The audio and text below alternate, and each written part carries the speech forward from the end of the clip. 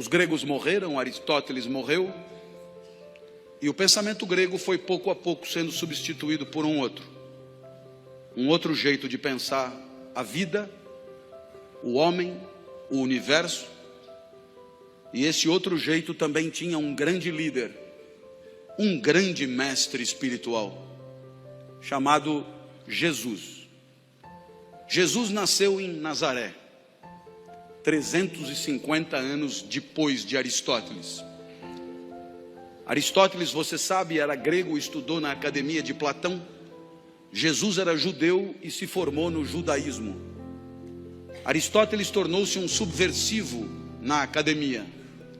Jesus tornou-se um subversivo no judaísmo. Jesus disse coisas que ninguém tinha dito antes. E Jesus, grande sábio que era, respondeu à nossa pergunta: o que a vida tem que ter para valer a pena? E a resposta de Jesus é impactante até hoje. Por mais que vivamos numa sociedade de cultura cristã, a resposta de Jesus, quando anunciada com clareza, produz extraordinário impacto nos espíritos de quem ouve. O filé mignon da vida, a vida que de fato vale a pena, é a vida assumidamente dedicada ao outro.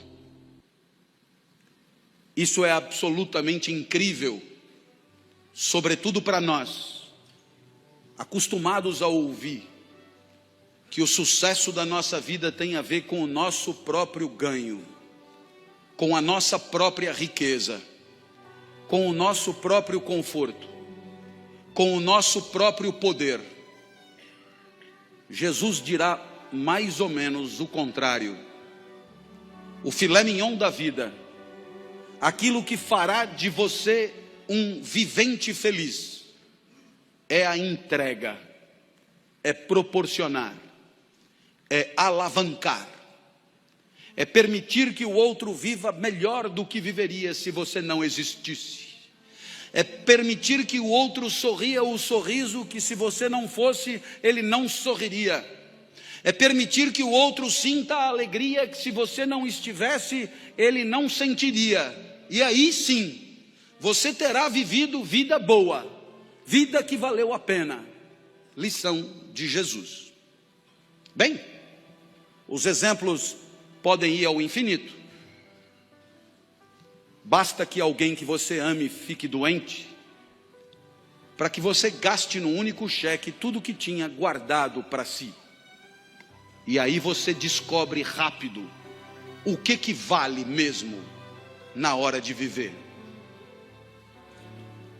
A minha filha Natália é a mais nova dos meus filhos, tem 13 anos hoje. Quando tinha 4, foi acometida de gravíssima doença, rara no Ocidente. Síndrome de Kawasaki, um vírus letal. Funciona mais ou menos assim. Esse vírus só aparece em crianças de 4 a 6 anos. Esse vírus, se desincubar, mata a criança na hora. Mas tem uma vantagem. Se ele não desincubar por 2 anos, ele acaba morrendo. E a criança está definitivamente curada. 2 anos só. 2 anos esperando. Eu olhava para minha filha na UTI e eu me dizia: por que não troca? Eu fico no lugar. A vantagem é óbvia. Eu fico aqui e a criança fica livre disso. Como não estava dando certo, eu fiz proposta irrecusável. Pegue 20 crianças com isso. Ponha os 20 bichos em mim e liberte as 20 crianças. Agora a vantagem é mais do que óbvia. Não esqueça de pôr a minha filha no meio. Bem, pensando assim, eu aprendi coisas sobre mim. Coisas que eu não sabia. Eu aprendi que para mim a vida não era o bem de maior valor. Continuar vivo não era o mais importante. Porque se fosse o mais importante, eu não trocaria. Se fosse o mais importante, eu jamais faria aquela proposta. Então, naquele momento, eu aprendi que havia alguma coisa que valia mais do que continuar vivo. Eu aprendi, então, a maior lição de Jesus de Nazaré. A maior lição. O que mais vale na vida. O filé mignon da vida. Eu aprendi que o amor vale mais do que a própria vida. Mas é claro que por onde você andar, você encontrará o mesmo fenômeno. Pessoas desesperadas lutando para diminuir o sofrimento de quem sofre. Na Boate Kiss em Santa Maria, nos desmoronamentos em Petrópolis e Teresópolis, nos incêndios em São Paulo, pessoas completamente despreparadas se atiravam no perigo em nome da proteção da vida alheia. Você encontra isso por onde você andar. Para desdramatizar, minha filha completou 13 anos em maio e ela virou para mim e falou: papai, ela está completamente curada, portanto, e ela falou: papai, eu queria comemorar meu aniversário em casa, queria mostrar minha casa para os meus amigos, você deixa? A minha filha sempre pede tudo para mim, porque de mim ela sabe que ela tira tudo que ela quer, depois ela só comunica à mãe. Eu já falei com o papai e ele já deixou. Vieram 39, subiram no mesmo elevador, invadiram o apartamento no mesmo segundo. E quando eu vi aquele enxame de criança entrando em casa, me lembrei de uma poetisa búlgara que dizia mais ou menos assim: criança pequena é como água, ocupa todos os espaços. Eu me tranquei no quarto, mas a poetisa tem razão, todos os espaços. Papai, queremos brincar aí também. Minha filha, para onde você quer que eu vá? Você não gosta tanto da padaria? Vai para a padaria e espera lá, leva o celular que eu te aviso. E aí eu te pergunto, que espécie de idiota passaria 3 horas de sábado numa padaria, esperando que uma criança o autorize a voltar para sua própria casa? Esse idiota somos todos nós, não somos? Que um dia percebemos que o sorriso da criança amada vale qualquer padaria. Minha filha me autorizou a voltar, e quando eu cheguei em casa, porque ela é muito legal, ela virou para mim e disse: papai, muito obrigado por ter deixado, eu me diverti muito. Eu sou emotivo, rapidamente as lágrimas brotam, e ela continuou então inapelável: eu queria te dizer mais uma coisa, eu adoro ser sua filha. Nossa, eu para ouvir aquilo passaria uma semana na padaria. Eu acho que eu abriria uma padaria. Nesse momento você poderia imaginar que o exemplo de Jesus encontra abrigo em situações de afetos familiares. E você poderia imaginar que aqui é trabalho, evento profissional, competidores à flor da pele, com sangue no olho e faca nos dentes.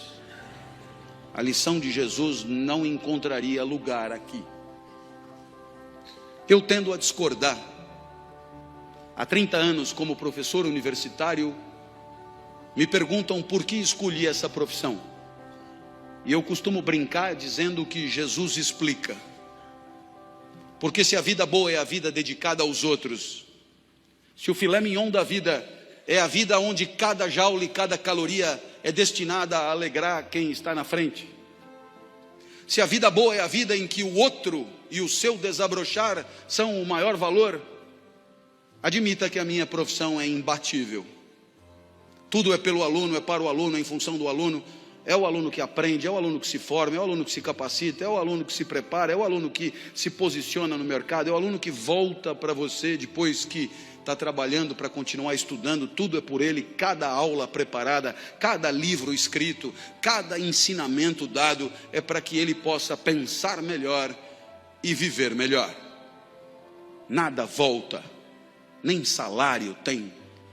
É evidente que é pelo aluno. Mas eu falo do professor a título de exemplo.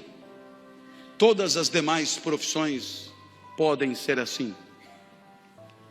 Quando o médico volta, volta para casa à tarde e às 4 da manhã é acordado. Ao se levantar, ele talvez ganhe mais do que o professor, mas não é por causa disso que ele levanta. Nem ele, nem o dentista, nem o advogado, nem o psicólogo, nem ninguém. E aí eu costumo dizer, disse até uma vez num evento de mídia que depois na internet atravessou o país, que trabalhar é quebrar o galho de alguém. Trabalhar é quebrar o galho de alguém com conhecimento de causa. Trabalhar é quebrar o galho de alguém com formação. Trabalhar é quebrar o galho de alguém com método, com expertise, com protocolo. Mas trabalhar é, antes de tudo, quebrar o galho de alguém.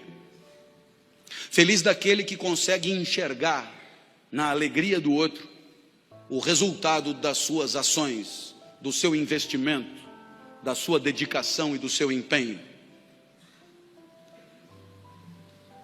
E é evidente que alguém como você, que trabalha com um valor maior de felicidade, que é a segurança, é evidente que alguém como você tem claro no seu espírito que se você se empenha por progredir,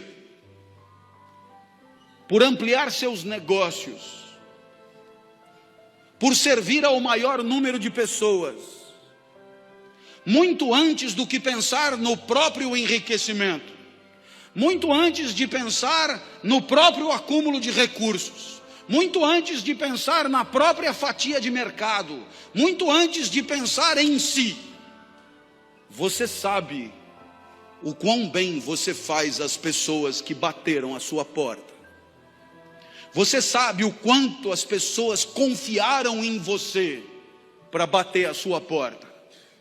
Você sabe o quanto as pessoas que não dominam o setor como você domina, confiaram em você para entregar a você a segurança daqueles que ela mais ama, seu maior tesouro, seu bem mais precioso. E você enxerga isso, entende a responsabilidade que é a sua, e sabe que a tua maior responsabilidade não está na simples ampliação dos teus negócios, mas está na proteção daqueles que acreditaram em você, na proteção daqueles que em situação de não defesa, de situação de insegurança, vieram bater a porta e confiaram nos serviços que oferecem. Portanto, você entende que só isso dará a você a dimensão do sentido do trabalho, o sorriso do outro, muitos outros, mas muitos outros, famílias inteiras, enorme quantidade de gente que sorri um pouco mais, por se sentir um pouco mais seguro. Aí está o sentido do seu trabalho. O resto é tabela, números, gráficos, de frieza impiedosa, e que pouco ou nada justificariam o seu empenho extra, a sua dedicação extra, porque é exatamente olhando no olho daqueles que confiam em você, que você se sente importante, e não contribuindo com números frios e porcentagens que nelas mesmas nada querem dizer. Essa é a lição de Jesus de Nazaré. Até porque você um dia vai perceber que não precisa jantar 5 vezes na mesma noite. Jante só 4. Vai fazer bem para você. E você terá gente feliz do lado, gente que não ia comer, te fazendo companhia. Uma homenagem a Jesus, segundo o sábio do nosso encontro.